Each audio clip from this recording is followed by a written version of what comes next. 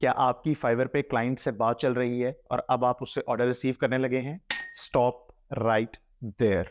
Fibre पे inbox में जब भी आप क्लाइंट से प्रोजेक्ट की डिटेल्स फाइनलाइज कर रहे हो, तो ये 4 चीज़ें जो मैं आपको इस वीडियो में बताऊंगा, वो आपने कंफर्म कर लेनी है कि वो आपको क्लियर हैं और ऑर्डर लेने से पहले वो आपने उसके साथ डिस्कस कर लेनी है।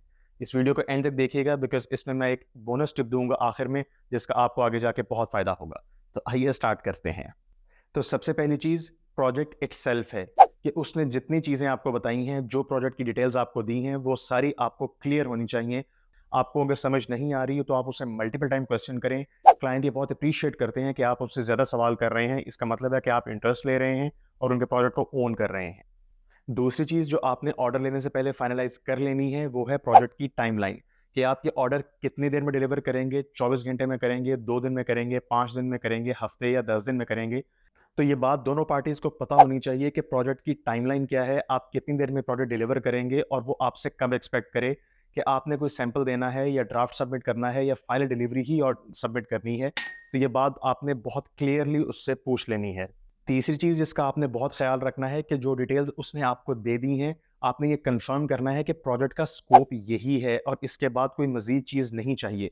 बिकॉज़ अक्सर ऐसा होता है कि प्रोजेक्ट जब शुरू होता है तो आपने उससे डिफ़ाइन कर लिया होता है प्रोजेक्ट का स्कोप, लेकिन आगे जाके चीज़ें ऐड हो जाती हैं और आप फिर उसका मज़ीद चार्ज करते हैं पैसे, तो बदमज़गी होती है और दोनों पार्टीज़ के लिए मसला होता है।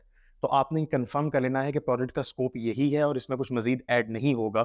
और आपने साथ उसको ये लाज़मी बताना है कि जो आपने प्रोजेक्ट की कोटेशन उसको दी है, जितने पैसे आप उसको चार्ज कर रहे हैं, वो सिर्फ़ इन्हीं डिटेल्स के लिए है। इस प्रोजेक्ट के लिए है, इस स्कोप के लिए है। अगर मज़ीद कोई चीज़ ऐड होगी, तो उसकी कोटेशन आप उसको बाद में देंगे और वो इसमें शामिल नहीं होगी। तो ये बताना उसको बहुत ज़रूरी है ताकि आगे जाके कोई प्रॉब्लम ना हो। और चौथी और सबसे ज़रूरी चीज़ जो मैं आपको बताऊँगा कि आपने प्रोजेक्ट शुरू करने से पहले तमाम डिलिवरेबल्स उसको लिख कर भेजने हैं। बल्कि मैं तो ऐसे कहूँगा कि आपने उससे ऐसे बात करनी है जैसे आप किसी बच्चे से बात कर रहे हैं कि आपने बुलेट पॉइंट्स में हर चीज़ लिख कर भेजनी है कि इस प्रोजेक्ट में ये चीज़ें मैं आपको डिलीवर करूँगा और उससे एक्सप्लिसिटली आंसर लेना है। ये क्वेश्चन आपने आखिर में करना है कि ये चीज़ें मैं डिलीवर करूँगा, are you on board with this? वो आपको येस का जवाब देगा तो आपने शुरू करना है।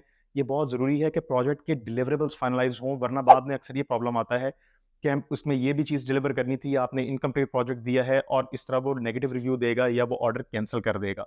तो आज की बोनस टिप ये है कि अगर आप इन चारों चीज़ों का ख्याल रखते हैं और ये सारी बातें ऑन रिकॉर्ड फाइवर पे इनबॉक्स में कर लेते हैं, तो अगर प्रोजेक्ट में कोई प्रॉब्लम आए या क्लाइंट आपके साथ बैड फेथ में डीलिंग करना शुरू कर दे या प्रोजेक्ट फ्री करवाने की कोशिश करे और आपको ब्लैकमेल करने की कोशिश करे, तो फाइवर कस्टमर सपोर्ट आपका पूरा साथ देगी। बिकॉज़ आपने उससे एक्सप्लिसिटली मनवा लिया है कि प्रोजेक्ट की डिटेल्स क्या थी, टाइमलाइन क्या थी, प्राइसिंग क्या थी और डिलिवरेबल्स क्या थे। तो अगर आपके पास ये सारी चीज़ें होंगी, तो आप अपना केस बहुत बेहतर तरीके से पेश कर सकते हैं और फाइवर कस्टमर सपोर्ट आपकी बहुत ज़्यादा सपोर्ट करेगा इस मामले में और क्लाइंट को फ्री हैंड नहीं देगा कि वो आपको ब्लैकमेल कर सके।